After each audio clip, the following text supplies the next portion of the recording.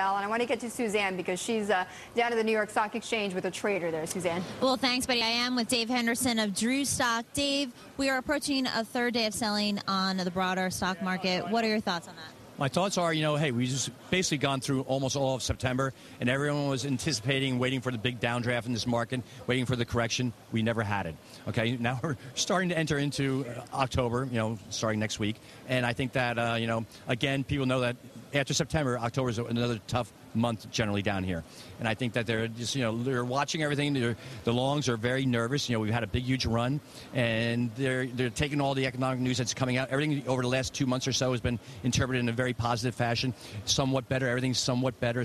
And it was, they took the ball and they ran with it. And I think now, they're sort of interpreting things and saying, well, they're somewhat worse and not quite up to par, up to snuff. Like the research and motion earnings that just came out.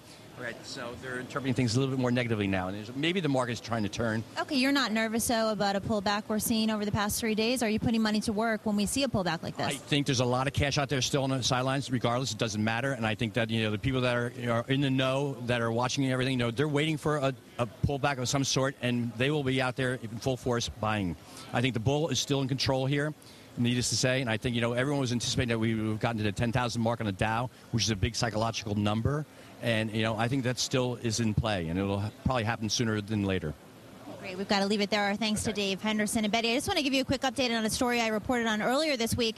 The Dollar General IPO, which is being spun off by KKR, they have decided to list here on the big board.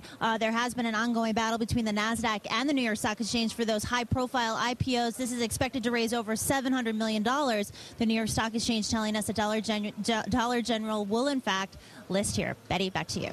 Okay. All right, Suzanne.